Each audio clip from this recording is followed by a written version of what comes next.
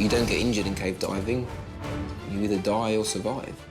When the gas that you're breathing runs out, you're going to die.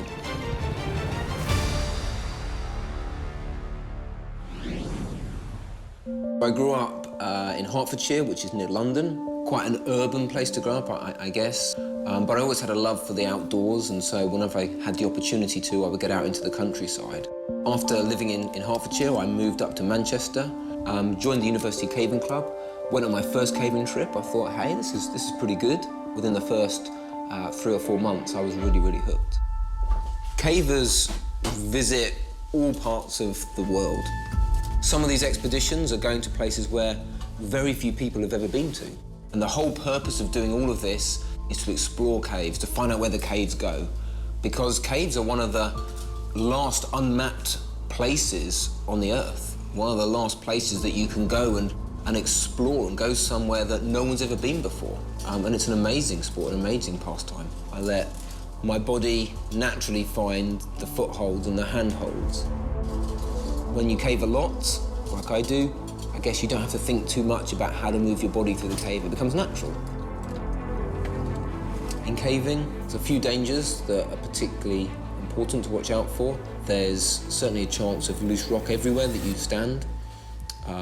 No human being has ever stood on that boulder. And you're the first person to stand on that boulder, and guess what? It's going to be loose and it's going to slip. Maybe you're going to fall off it, or maybe you're going to kick that boulder down ahead of you, and maybe it's going to fall on your mate's head. We always use ropes and other equipment to get down vertical drops. We have some security lanyards, we call them cow's tails, and then we have a belay device or an abseiling device. So anytime we're using ropes, we have to ensure that the rope isn't going to rub and get cut through or get damaged. We also have to be, again, aware of other traumas that might happen, where a caver could end up stuck on a rope and actually unconscious, dangling from their harness. So there are some significant risks. I'm always very aware that when we have a big team, it's really important that we've got to make sure everybody comes back safe and happy. As far as exploration goes, caving and cave diving are the same in terms of that buzz that you get. There's no way of knowing where an underwater cave goes. There's no way of knowing where a dry cave goes. When I'm kitting up and I'm putting my equipment on, I'm very focused on making sure that I'm doing it in the right way, that nothing is going to get tangled, nothing's going to be a hazard. The guideline that I lay in the water is my route home. It's safety. I need to know where I've come from, so when I want to get out of there, I can turn around and follow the dive line home.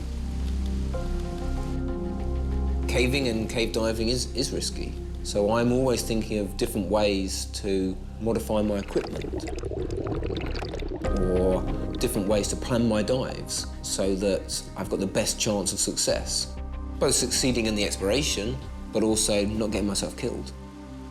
Cave diving's more risky for one simple reason. You're in an environment in which you can't survive. You're in the water. So when the gas that you're breathing runs out, for some reason, you're going to die. That is pretty simple. But obviously there are a number of things that can cause that. So in some way getting stuck in a way that you can't move, losing the guideline that we lay into the caves. If you lose the guideline, can't find it again, you can't find your way out, ultimately you run out of gas. I have to be concerned about how the rebreather functions. If the rebreather doesn't work properly and it fails to remove the carbon dioxide that I'm exhaling, or it fails to inject the oxygen that I need, and I don't notice one of these things and deal with it, then I'll either hyperventilate and have a problem, or I'll black out. And obviously if I black out in the water, then you're not going to come around again. You don't get injured in cave diving. You either die or survive. When we're doing exploration, we are really just writing the next chapter of an ongoing story. When I'm walking down a bit of cave that I've never been in before, that no one's ever been in before, it's a fantastic buzz. There's no way to know what's around the next corner. Nothing can tell us that. The only way to know what's there is by going there.